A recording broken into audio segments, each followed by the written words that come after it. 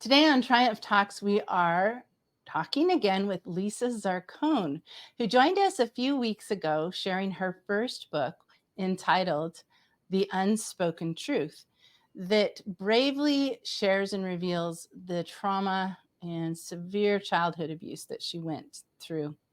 Well, now she's back with her second book, all about her mother, that shares a lot more insights into what was the core cause of the difficult childhood she grew up in. And it's titled The Book of Joann. So it's an amazing book. I'm so excited to have you back, Lisa. You impress me. I think that I'm your biggest fan. I'm Oh, just going to claim it. I love it. Thank you, thank you. I appreciate that. That's I, amazing. you know, I'm not. This is not hyperbole, although it might sound like it. And the reason is because, as I've been able to read both of your books and see what you've been through, and how resilient you have been, not just resilient, but empowered and intent on helping others. And this second book, that's all about your mother's mental health, that we're going to really dive into, is so important. And I don't know if I've ever read a book that I have been so, I'm not even sure what the word is, moved to compassion for your mother and the pain and suffering that she went through that resulted in the pain and suffering you went through. And of course, I want you to dive into that more, but to go through this journey with you as we did and see where you are today, not just today, but where you reached towards the end of your mother's life, what an advocate you were for her despite all that you went through. And honestly, I don't know if anyone who's been through what you have would do the same. I think you might be one in a billion. Maybe, I don't know. I just, I went with my heart. I went with my I, heart the whole way. you're amazing. You have a huge heart. If everyone in the world had a heart like you, we'd be living in paradise. And I love so, that. I and offer I kindness know every day, and I tell people every day, kindness, it matters. it does. And I know I may, for anyone who's watching this that hasn't read the book, you might say, wow, she's really exaggerating. But no, if you read the book, you'll see that I'm not. So let me have you begin by just talking about. We're just going to begin with the same basic questions that I Okay. like to ask everyone who comes on the show that's an author. That's designed to allow you to just share what you have to say. So the first question is simply, why did you write this book? Yes. Why did I write this book? You know, first of all, putting my story out there and what happened to me as a child pushed me forward to, be brave enough and bold enough to take it a step further, to look at the bigger picture, not only what happened to me, but why it happened to me and who was the main factor in a lot of my abuse was my mother. So to share her story and decide to write her story was very important to me. And also, I promised my mother that I would share her story. She really wanted her story to be told. She always said that to me, Lisa, one day you need to share my story. People need to understand what mental illness looks like and how it is and how it affects a whole family.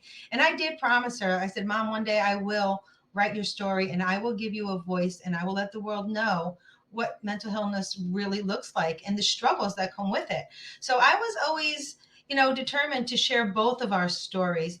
But as time went on and I became, I did my healing journey, I worked on myself, I put my story out there. Then I felt it was time for Joann to come to light. And now I've had my platform and I continue to speak about child safety, obviously, but now I'm giving my mother also her moment, her time to shine, her platform to talk about mental illness and how mental health matters so deeply. So two very important stories. Joann needed to be told, and I'm really proud of how it all unfolded. Well, that makes me want to ask the question, how much time elapsed between publishing your story, essentially, and Joanne, your mother's story? Yes, so time lapse, so 8 years.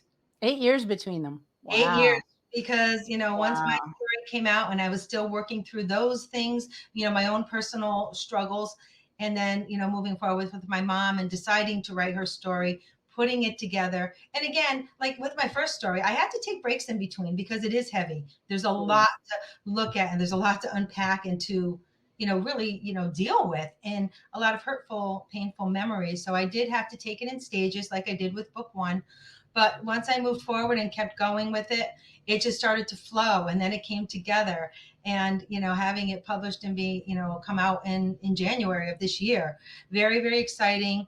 It really felt, so not only therapeutic, but like, wow, I finally did what I was wanted to accomplish. Book one came, now book two came, and there it is. I really, did what I wanted and needed to do. And I really felt like it was a calling. Like it was Um, definitely a calling to have both of these stories told, because I do share them for purpose. well, I by the end of the book, and of course we'll talk some of these details, but I what I took from it was I really feel that your mother suffered for a purpose, Mm, and that her life, her whole life, everything she endured was for you to write her story, which she knew that's what needed to happen. So of course I'm not going to hide it. I'm a very spiritual person, yeah. and I believe very much in inspiration. So I took from the things that she said to you, especially later in life, I really could see that she came to this earth to endure horrific days, almost every day of her life, Mm, and go through so much sorrow. I have such compassion for her. And what's so interesting is that w- having read your first book and the abuse you suffered almost killed you. It made yes, you want to kill yourself. it did. It And, did. and it really was bad. It was that bad. And yet almost all of it was because of her, sadly. Sad. Although because of her mental health, she really couldn't do differently. She couldn't. And I think that's something that really comes out in your book, especially as you, talk about different times in your life when your mom would show up, like, just to bring up an example, when you got to be a cheerleader, Oh, that's a story. and your mom came and was down there trying to be a cheerleader too, and just Yeah. making quite a scene, and ended up getting you immediately kicked off the cheer squad. Well, I think that it shows the normal.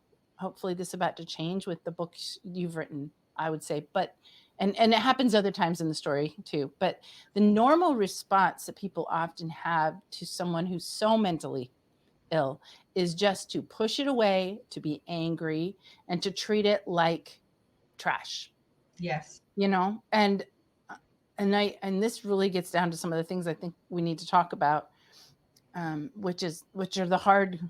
I think it's the hard answers, not maybe the hard questions, but the really hard answers, which is how do we help people who are so unwell? And there's different levels of mental health issues, but your mom had, I am amazed, honestly, how long she lived, Oh, because we all were. We would. It was actually a joke. Sometimes we were like, I cannot believe, like for what her body endured, not just her mind, but yeah, physically her body.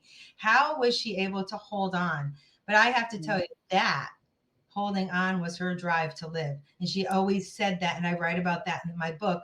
I choose life, and she did right up until her last breath. She chose life, and she did it on her terms. And I also agree. I do believe she came yeah, to this earth and to suffer in a sense, because her life is so tragic. It yeah. is, you And know. that's deep philosophy that I'm not sure we can unpack ever, Yes, in this life, in this state that we're in. But I do believe we can see glimpses of it. absolutely. And I And think throughout the story, you see you it. didn't just give us a glimpse, you shone a bright spotlight on it, and, you definitely honored her life, and you honored her experience, and you were such an advocate for her, even after all she did for you. I think a normal person would be like, "Finally, I'm grown up, I'm married, I'm never going near that woman again." And many people do choose that. Yeah, That is not something that I felt I could ever do. I could never abandon her because I knew the depths of her illness. Even though it hurt me in so many ways, I knew I could not be the one to abandon her because so many other people did. And I watched it countless times throughout her life, yeah, abandoned, like you said, thrown away like trash, treated so poorly because she was ill. I could not be Could that you person. could you give us a scene?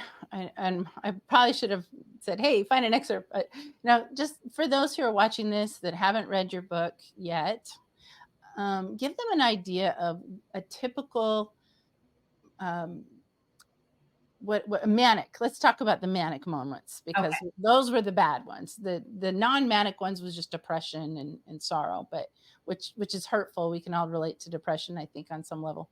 But what Right. was she like when she was manic, and how often was she that way?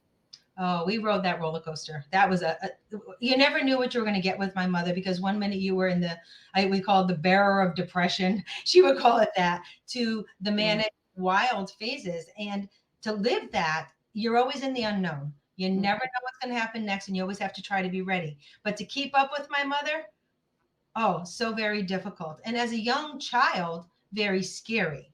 But then when I talk about my teenage years, I did have a lot of anger at that point. But my mother would change so quickly. So one minute we could be having a conversation, the next minute you would physically see her change facial expressions, body movements, voice change, personality change. Then she snaps. And then you're going from having a conversation to having forks, knives, and spoons thrown at you, or jumping out from across the table and trying to choke you. No, and yeah, this and I say that, and it's sad to think that that was my life. I did live that way for years, never knowing what was going to happen to me next. And when she was manic, it was very risky behavior. She would drive crazy, or she would force me to drive. I talk about that. I started driving at the age of 12 because she did not want to drive. And then she'd be hanging out the window, screaming obscenities. So my mother would go from church lady, very religious, have her depression, to sexy vixen, ready to just rock and roll and get all sorts of wild. And that would happen in the blink of an eye. So I was always like trying to just keep up. Never can get ahead, but just try to keep up. But it was always a difficult situation because you just never knew what you were going to get. And when she was in a complete manic state, it was a really, really bad place for all of us. It was definitely dangerous. Let's you know, put it there, she dangerous. would scream horrible obscenities and words Yes. and get so worked up that she'd pee herself. I know you wrote that She about that. urinated herself quite often, and then Yeah, she would dance in her own urine, laughing and singing these crazy songs that she would make up. So there you have it. One minute we have this anger and rage, and she's just screaming bloody murder, and then she's laughing, hysterical, and then dancing in her own urine, hands in the air, singing some crazy songs that she's pulled out of her head. So again, you never knew what you were getting, and those scenes, like you talk about the cheerleading thing that happened. So my mother does show up. She was completely inappropriate. And I was highly obviously embarrassed and devastated. And I wanted to be on the cheer squad. And it was sad to think, and this is the sign of the times, instead of them asking me if I was okay, at the school stepping up and seeing that if my mother and I were okay, they kicked me off the squad, told me I wasn't allowed to come back, and never even questioned if I was safe. yeah, it's And that's, unbelievable. again, the sign of the times, and the fact that mental illness has been so frowned upon. Another reason why I truly wanted to write my mother's story. People need to know the truth and the reality, and how someone who is sick is treated. Yeah, it's just one heartbreak after another, both for you and her. And I think that's where you are such a masterful storyteller to be able to help us all empathize with her. Maybe sympathize is a better word, but I, yeah. Well, I want. let's, I was going to say, before you go, before we change subject, I just yeah, want to say that I wanted people to understand who Joanne was, yeah, just the illness, the woman. And she lost so much because of her illness, and her and I lost so much as mother and daughter because of her illness. But I wanted people throughout her story to understand her, who she truly was, what her struggles were, and why we ended up where we did. So it was very important for me to get that message out there. yeah. And you did that. I want to just, while we're talking about that, I'd like to bring up some pictures of her Okay. so that we can see who we're talking about. She was a very beautiful woman. She was. I was about 15 years old at that time. She was Mhm. very beautiful, and she never thought of herself as beautiful. She always thought of herself as very ugly. Very sad to think that that was the That's so sad because you can clearly see in these pictures that we'll bring up. Look, you mean she almost looks like, Elizabeth Taylor or an actress yeah, they getting out of the were movie limo. stars. My parents, I have to be honest, like their wedding picture is in the book. This picture is them going on their honeymoon. Mhm. They look like movie stars, and they dressed just classic and just they were beautiful people. They really Yeah, were. they both of them really that's really so here's another picture of them together, your mom and dad. Honeymoon in Miami. They got into the elevator with Judy Garland. My mother was so excited. Well, she was a beauty. She truly was, and it's probably I know you did a wonderful job also of helping us to see how your dad felt, Yes, to see his beautiful wife just completely disappear, really, and it was very that difficult. and Very that brings up another question that I had. I know in your first book you wrote it from first person yes. as a child that was growing up in this abusive situation, but in your second book you wrote in more of a third person omniscient, so Mm, that we are all able to be right there. So it's present. We're watching things happen. We're seeing what your mom is thinking and feeling. We're seeing what your dad is thinking and feeling. And of course, you and you're described mostly as Lisa. So you're yes. speaking about this little Lisa and then your brother. So and it's very captivating, but I couldn't help and wonder how you were able to tell this story so well. Did your mom ever talk to you about her feelings during these different times that you were able to utilize to then put it into that perspective? Or can you give us a little idea of how you're able to write it in that way? Yes, and and it was hard to write because I did have to fill in blanks here and there. But I do know all the stories. My mother shared so much with me. She wrote things down. She was always sharing stories, her Yeah. experiences. My dad shared some of his experiences. He was not as open as my mother. My dad was very close-lipped on a lot of things, but every once in a while he would share some things. But the stories are all as it unfolded. That is how the story went. That is all true. It is all real. She shared many of her emotions with me. So I was able to tap into all of that. And I have to be honest, as I'm writing this story, I literally could hear my mother speaking in my ear at times. It was like she Mm. was guiding me. This is how it was. This is how I felt. So when I was trying to fill in those gaps, because obviously I before my time, I don't know exactly, everything, but I do know the stories. But I did feel she was guiding me and really helping me see those pictures. And as I was writing, I was visualizing those moments. And I felt, in a sense, a lot of time like I was there. So it was I amazing and it was empowering and it was therapeutic and everything and mind blowing all at the same time as I'm putting it together. But it was really my mother's story. She told me stories from the beginning all the way on up. And then, of course, our lives together. And I have memories back. And from my first book, I have memories back from a very small child. I don't know how I have those memories, but they are very real and apparent. And I was able to move forward with our story together. And all that I share from my young childhood on up, I witnessed, I lived, I heard, I endured. I mean, all of the above. So yeah, it was really, it started with my mother's words, but it just took on its own form as it should, and as it happened. I think that fact that she came to you and gave you the knowledge and the stories and the inspiration makes your book that much more interesting to read as well, because it really comes across. That's the reason I felt to ask you that question, because in reading it I could sense it. It's the way that you told the story. You really were channeling your mom. You I really was, were. and I I felt I could get that from reading it, and I that have chills right now as we're talking about it because I did channel my mother. I felt her. yeah. I honestly heard her. And as I typed and typed, it just all kept coming and coming and coming. And I Mhm. just knew this is the missing little pieces that I didn't have. She was giving them to me because I know again, she wanted her story told. She wanted people to truly understand. And I really feel like she wanted people to know who Joann was. Who Yeah. was Joann, the real woman? The And real one. And she was a fighter, which Well, drove the well, mental hospital people crazy, and the firemen and the police officers, my but mother that fought everybody.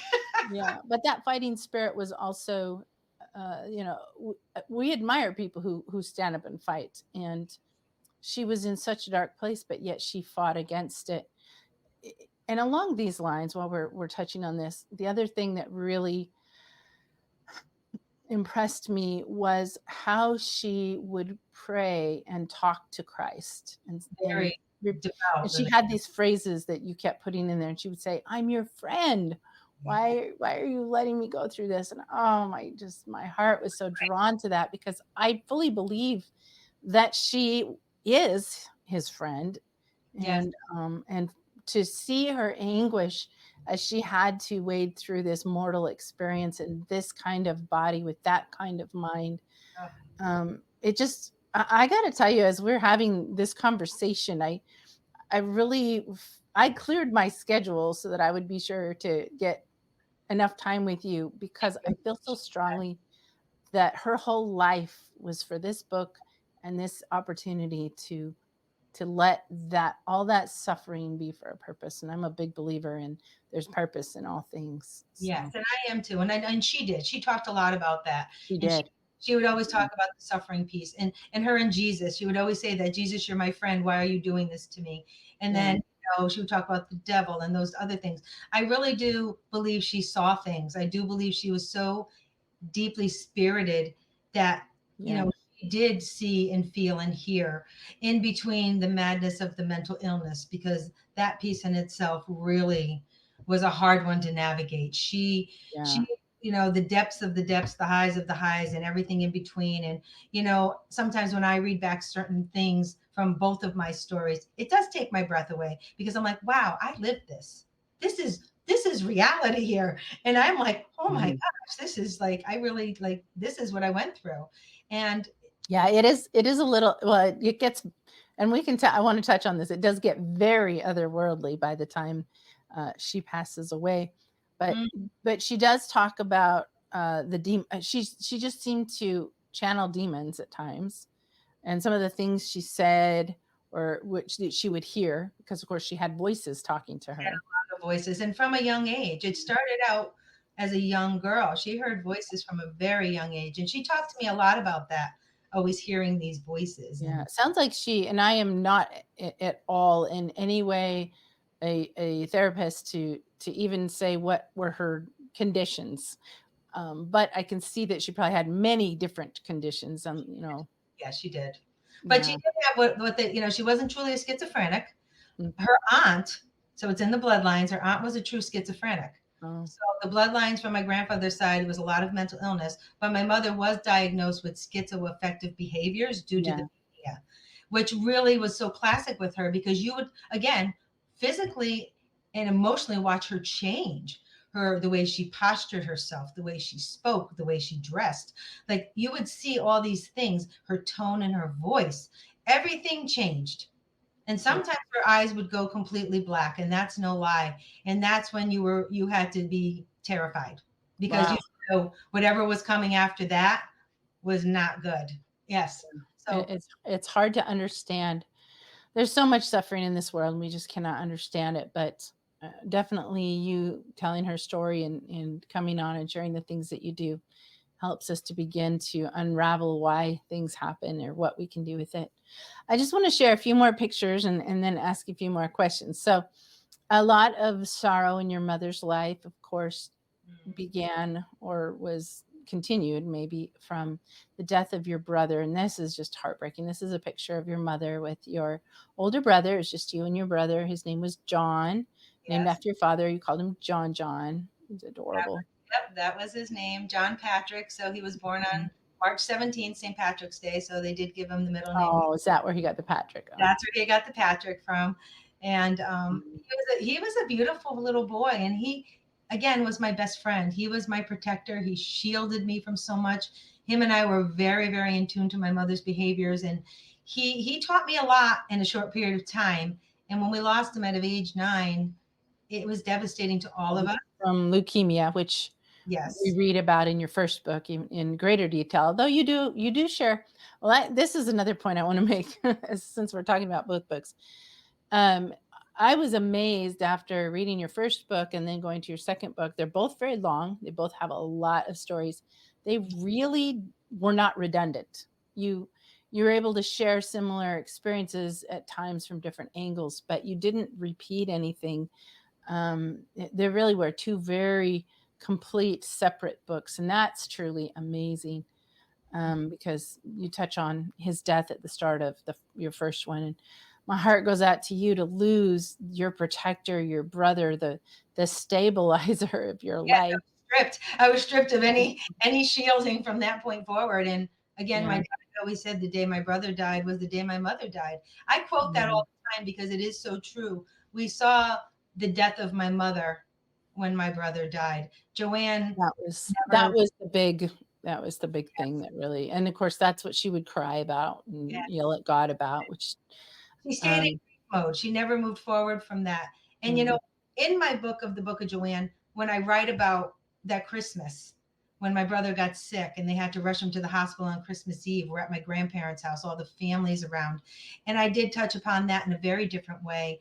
And I mhm, talked a lot about like how I laid on the couch and I just laid in the spot where he was and I was cuddled up and I was terrified and then sharing the perspective of my grandparents, family members, how my parents were feeling and how my brother was just, so sick and he just wanted to be okay. So I did really try to tap into everybody's feelings and emotions to have a different way of mhm. sharing this story. And again, I'm really happy on how it unfolded because it really does show everybody's perspectives. Yeah, it's amazing. So now here's a picture of you and maybe arguably your next best friend. Yeah, that's my dog Priscilla. I rescued her, so I was always rescuing somebody from a young age on up. So I rescued her from the neighbors who were abusing her, and I took her Oh, home. And in this picture, I'm about 15, I think, 14, about 15, I'm going to say. And I wow. This is living up at my grandparents at the time, but the doghouse in the back, she had to live outside because my grandmother didn't want her in the house. Oh. I had a hard time with that, but I spent a lot of time outside with my dog. Rebuilt that doghouse and made it so warm and sound for her. I put like rugs and everything else in there and just took care of her. But it was always about nurturing. But yeah, she helped me in a lot of ways. She was very therapeutic for me. Some it's just what's the analogy that water can boil eggs hard or soften potatoes, and, our tragedies and challenges. You are definitely an example of someone who really became soft and good out of something that could be just an excuse for being a miserable person. I could have You're been very angry. obviously far from that. Yes, I So I could have. want to show this picture. I think this is a fun one of you and your mom at your wedding. Oh, 1986. Look at the hair. It's a poofy dress. I love it. So classic. It So is. I have to Now tell. now look at the tilt of your heads. I mean, you are clearly related. Definitely. But the funny story about this quickly is that this was a November wedding, got married November 30th. My mother insisted on wearing winter white, as she called it. If Yeah, my daughter's getting married, I'm wearing white. So it really was about her. It wasn't about it me. was. She was good at doing that, huh? Yes, and I gave her her moment. I was really not happy about it. I was like, Mom, you're not supposed to wear white. But she's like, I'm wearing white. I'm like, so I just said, you know what? I'm picking my battles here. You know what? You want to wear white? Go for it. And I just let it go with all that. And she honestly, the day of our wedding, she was good. She had a great day. Oh, No what issues, a no. blessing that you could have a wonderful day and not have her ruin that day. Wedding, I can't even begin to tell you the stress and anxiety. My dad was there, my stepmother was there. It could have gone very different ways, but my mother really pulled it together and she enjoyed her day. And, as the mother of the bride, she carried herself well. I have to tell you that she really did. Oh. Mm. So now we're gonna look at a few pictures of her as she got older, and this is you want to describe this one? Yeah, this was my mom's last place of life, where her last years of her life. This was a nursing home. And we would go out in the courtyard, and that's where she would smoke her cigarettes and drink her diet soda. And we would sit under the trees. She enjoyed the birds. She socialized with everybody. And this was actually a good day. Her and I actually, and I again, I talk a lot about that in my book. I always waited for those moments, those clarity moments that we would actually have great conversation. And I do share this picture often because this was one of those moments. And I remember taking her picture because she was talking about memories of the past and life, and but in a good way. So I captured that moment, and in the look on her face, you do see peace in her eyes, even though she has so many struggles. Mm, yeah. And then this was a visit with. Yes, this is my granddaughter Phoebe, and this is her great granddaughter, her first great Mm, grandchild, and she really, oh my goodness, she just loved Phoebe, and she just my Phoebe girl. She always wanted to see her, so I would bring her down, and I would bring art projects for the two of them to do together. So that's what they were doing that day. They were both coloring and drawing together in the cafeteria. So I would always bring down my family as much as possible, my children, my husband, the grandchildren. Unfortunately, she only met Liam twice, and he was just a baby. But Phoebe, she really connected with. mm. And then this picture of you with Sure. So that picture was actually, so she wanted to come up to my house and see my new home, and it was a few years that we had lived there, and she kept saying I need to come up, and it was very hard for my mother to travel. So my husband and I, for her birthday, drove down to Connecticut, loaded her up in the car, drove all the way back up to Massachusetts, had a whole party for her with my kids, and just spent the whole day outside enjoying the day. And then my husband and I packed her back up, drove her back down to Connecticut, and then came back home. It was a very long day, but it was another moment where she was truly happy. I always wanted to try to give her those moments because I felt she deserved them because of the struggles and the pain that she Mm. had been going through. So that was a good day. She enjoyed that day. I love that we were able to share some of the good day pictures. Yes. And you write in your book about how often you would jump in the car and go to her when she was struggling, or when the facility, she was in a mental institution many times. And Yes. Revolving you door. you Revolving door. started young, and you even as a young girl, you walk into one and say, well, this is not my first rodeo. So Exactly. I remember that. And I do write in one of my stories about my mother about arguing with the nurse because I was seasoned as a teen, a young teen. I was already seasoned, unfortunately. But yes, I was always abdicating and trying to yeah, how far away was where you lived with your family to where she was in Connecticut? How long a drive was that a for good you? hour. When you go in through Hartford, Connecticut, a lot of people know Hartford, very busy all the time, night or day. It's always busy. But yes, it took me about an hour to get there. And when she was having some really bad struggles, of course, that stress of driving, the stress of making sure my children were set. I had three children that were young, and making sure they were okay so I could leave to do what I had to do, connecting with my husband who worked in Boston, is the whole other side of Massachusetts. We're in Springfield, he was in Boston. So it was really always difficult when she had these moments because I had to put all this stuff together before I could even walk out the door and then Yeah, rush to get down there. just And I can imagine. And you just drop everything and go for her. knowing what I had to walk into never got easier. Right on to the end, it never got easier because when she would be in those ways and she was so abusive with her words and her behaviors, it always hurt. It always came right here. And I always had to put it aside, focus on what I needed to do at that moment, and then Yeah, fall apart later by myself. So it was a very hard road to travel with my mother.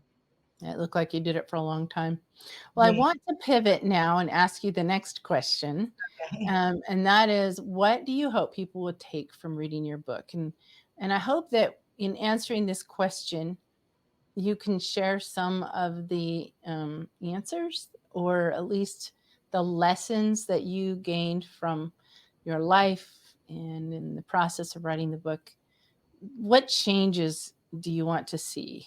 Um, Well, I just have be to more I specific. I hope when people read this book again that they see Joanne, the woman, the woman that she truly wanted to be. She aspired to be, but just couldn't get there because of her illness, which opens up the next piece of this is what mental illness really looks like. And when someone is not getting that proper help and support, everything falls apart. So another message from my story, I want people to look at this as awareness, look at this as education, learning, and finding that compassion to when you're dealing with someone who's sick to really do the best that you can to be kind as often as possible. And it's very difficult to be kind. And I talk a lot about that in my book. And there's another thing in itself, that following that love hate relationship, that fine line that you have to travel when someone is so ill. But always try to remember that they are not doing this purposely. This is not what they chose. This is an illness. And you have to work hard to get them the proper help and support the best that you can. What are the answers? Sometimes you don't always get the answers. And someone who is even being helped can still struggle. It's not a clear cut picture for anybody. But if you do have consistency and you have the village, the support, you can overcome many things. And I think for my mother, by the time little bits and pieces came for her, it was almost in a sense for her too late, because she was stuck in that zone, those patterns, and my brother's death, all of the things that happened. And she never was treated the way she should have been. She should have been treated kinder, and she was not. But on the other turn of the coin, sign of the times, the 70s, people didn't understand the illness. People frowned upon the illness. People who were mentally ill were looked at as crazy, stupid, awful, garbage. And that's unfortunate. All those labels that were placed upon people who were just trying to survive, trying to seek help.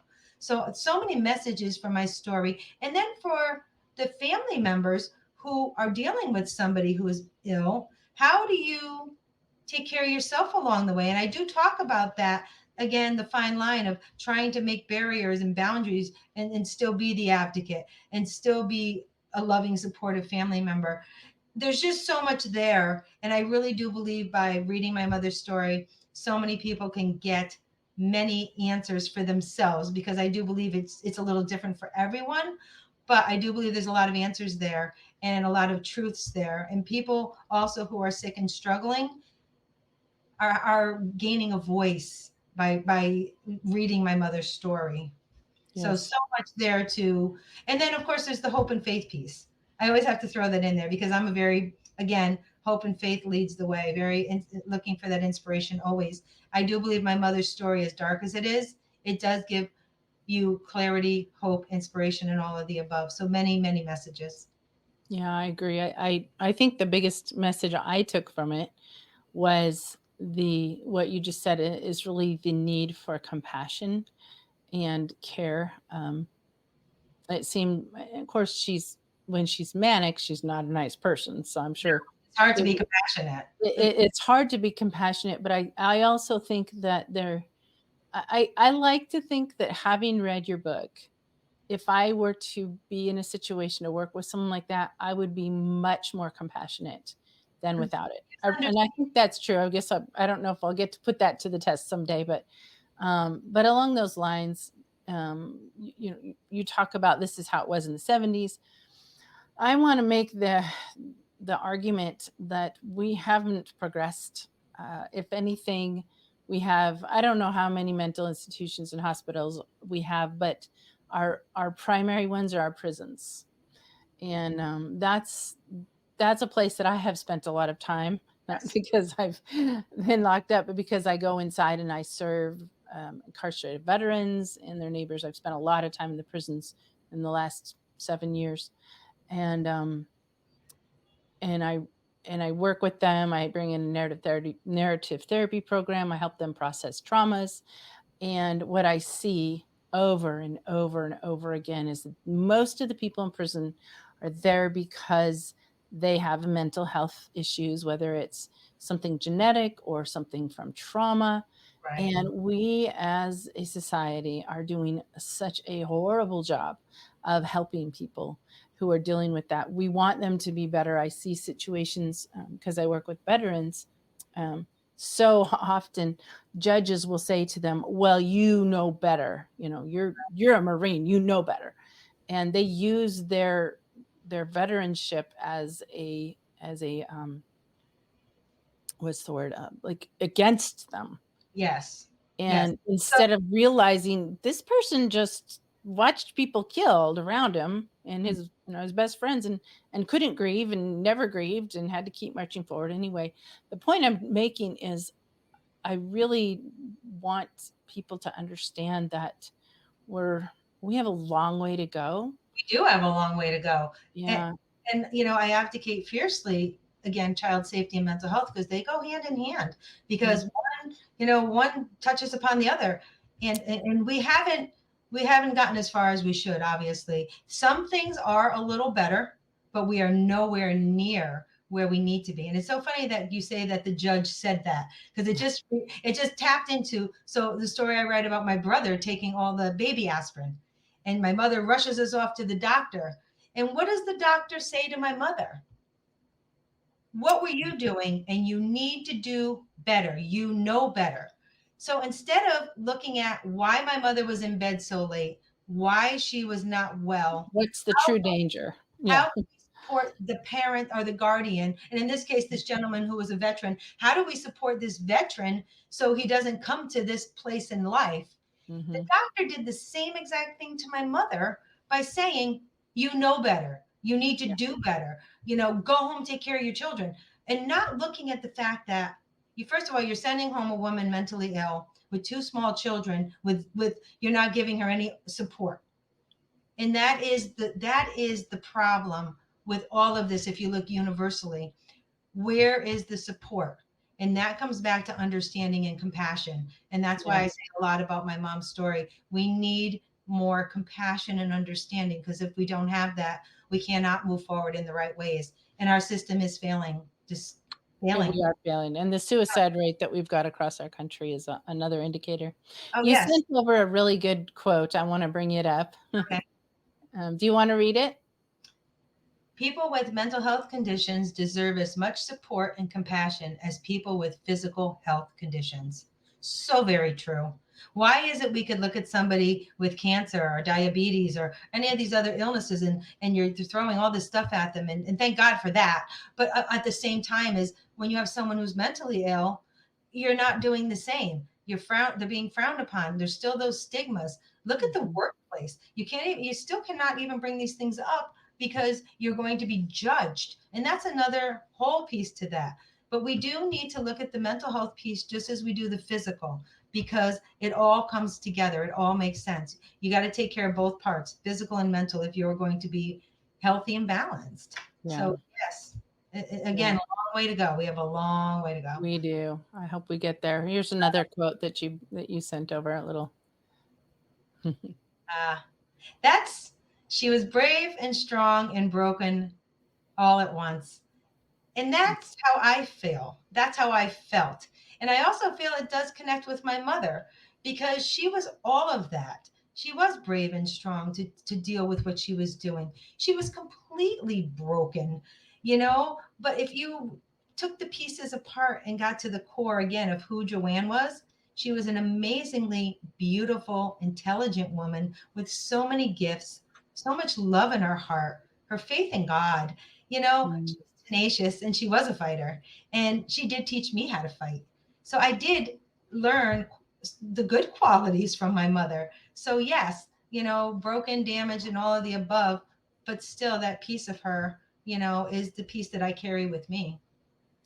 And I think that's another really important lesson that comes from your book, which is the idea that you can be a mess and be just amazing and strong and praiseworthy. And you praised your mother. You really did in the way that you wrote the book and the insights that you gained, the understanding that you had for her. So let's pivot again. And now I'm really interested to know how you came up with the title and the cover of your book. Joanne. I laugh at it. It's funny. Yeah. My mother was just such a larger than life, okay? Larger than life. So when you think of my mom, when I think of my mom, the only title I could come up with was the Book of Joann because she was her own entity. She was her own story. She was a force to be reckoned with. And that just speaks to who she was. She did it her way the whole way through. And the book had to be called the Book of Joann because it truly was about her journey.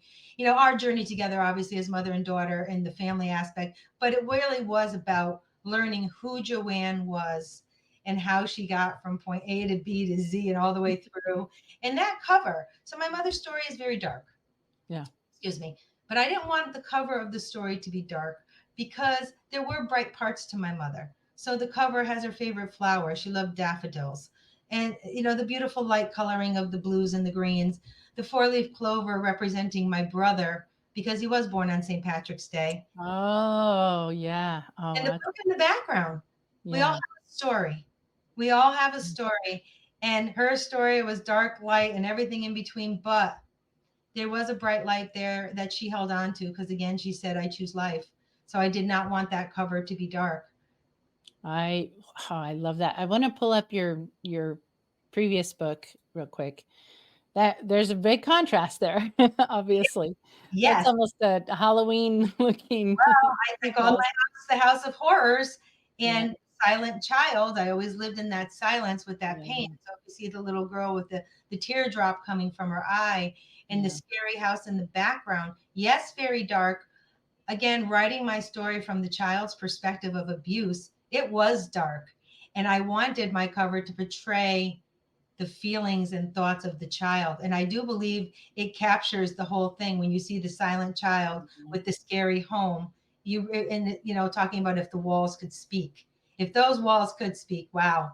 And then what an evolution to go from that to this. I think just I love your choice. I love that you decided to put her favorite flower and honor her and not make it A lot of dark. people ask me, because they're like, your mom, like all the things that happened, how could you make it bright? And again, I said I didn't want it all to be about darkness when it came to her. And that also Mhm, speaks to my own healing journey. Look at my book and compared to my mother's book, and the mhm. levels of healing that I've gone through by writing both of these stories, by sharing these experiences, by doing the work, the healing work. It shows that I was able to look at my mother in many lights. And I think it's a visual reflection of the hope that yes, exists, in the book, in you, in her, in life, to be able to take such a dark, tragic story and give it that cover with the four-leaf clover. Now I understand. I wondered, I didn't know. I'm glad to know that's your asked me, brother. people have asked me, and a lot of people have said, "What's with the four-leaf clover?" Because Yeah, it's like yeah. random. And I said, "It is random, but for me, it made sense when I really thought about putting our cover together and what she would love."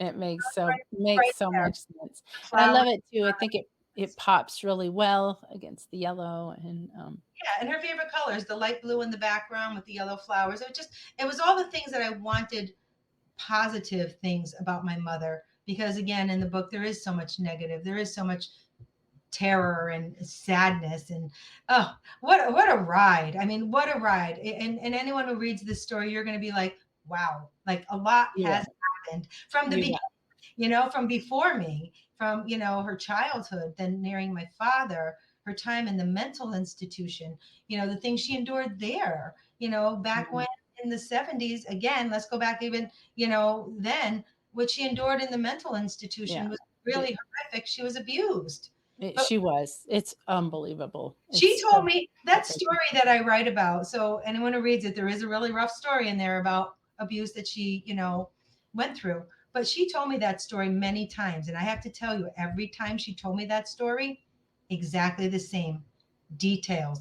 Like my Yeah. mother was, when she would share, she was spot on in her thoughts. Her clarity would come through. And all of a sudden it's like, whoa. And I Yeah. would take it all in and I would just absorb everything. And she would tell me these stories over and over again. So again, when I put the book together, these stories were popping in my head because I'm like, oh my God. So You'd writing heard him this and story brought yeah. me to the next story. But yes, her time in the mental institution, her first real experience was quite a negative one.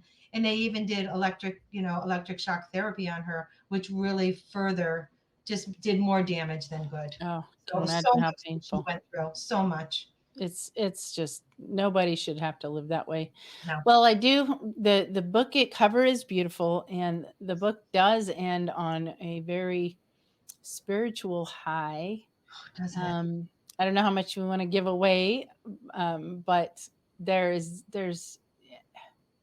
I love the fact that at the end of her life, and even for you at the end of her life, Mm. You had some, we'll call it a visitation from that really was undeniable. You called it mind blowing. That's the word you use to It is describe mind blowing. It was mind blowing. it. Yes, I can share some of that. Like, so my mom was in the nursing home. We were getting down to the end of her lifetime. And I was very aware of, it was coming, and trying to be there and do the best I can for her again, making her comfortable, doing the Mhm. things I had to do. And there was this gentleman, Anthony, Tony, and he came out of nowhere. This gentleman came out of nowhere, and he started talking to me, and I turned around and I looked at this man, and I looked at him, and my mouth dropped because he looked just like my dad. Like, he could have been my dad's twin brother. And now my dad had already passed away, prior to my mom. And I was very always spiritually connected to my dad after his passing. And to see this man look like him, not only look like him, but he said phrases like my dad would say. And it really caught me off guard. It really blew my mind. And the fact that he kept showing up and showing up, and it's like, I've never seen this man before. I visited my mother continually at this nursing home. I knew everybody. She knew everybody. My mother was like a politician. She knew everybody. Never saw this man before. And he showed up right until the end. And in the end, when my mom passed, he showed up in the doorway, and he was in his wheelchair, and he looked at me, and I get emotional thinking about it. And he nodded his head, and I knew she went home peacefully. And then I never saw him again. I went out there to thank him after it was all over, and he was gone. And nobody, it's almost like no one even like acknowledged him or who he was and why he was there. But he definitely was there. Do I believe that was a divine intervention? Was that my dad channeling through to help me? Absolutely, 1,000%. I write about it in great detail. I write about the last moments of my mother's life and his connection with me those last few weeks. And it was very powerful and moving. And it gave me a sense of peace and hope that her soul would heal when she passed over. And I know my father and my brother came for her, and I know she was instantly at peace. But what an emotional time that was, an emotional moment. And I think it's such a compensation. I really do, because I believe that we entertain angels. we Um, do. Sometimes we're not aware, and maybe sometimes you are. And I think in that case, not only did you entertain an angel, or rather, he entertained you and your mother, Yeah, um, but you were allowed to recognize the presence. I mean, I know you wrote. He even said things he did. exactly. It was like your dad was talking to you, and it was. Honestly, and his voice almost sounded like him. And he said something, and I turned around, and it made me jump because I was just like, oh my God. And I felt it. But I do feel again that God does give us gifts. Things happen in life that are dark and heavy, and we go through so many things. I do believe that God does give us gifts along the way. And I do believe angels do show up when needed. And I know many times in my life I have had angels show up, and I felt it. I was aware of it. I embraced it. And that moment Well, just, you needed them. If anybody needed oh them in God, I their do life, need them. I you needed many at many times. I was at the brink of death on more than one occasion. did. And, and hitting rock bottom in my life at times because all this past abuse, comes out and blows up in your face, and you're trying to raise a family, be a married woman, take care of your sick mother, and then look at all your grief and trauma. Like, there's many times in my life where I've gone to my knees and just been like, oh my goodness, can I take it? Can I move forward from here? But there was always that drive inside of me that said, come on, Lisa, get up. You got this. You're going to do it. And I always felt that energy, and I always felt that energy was very spiritual. So to have that gift, and the gift of, and I will say this, the gift of feeling my mother's last heartbeat. I had my hand on her chest, and I felt it. And then I felt no more. And I knew in that instant again, I felt spirit taking her.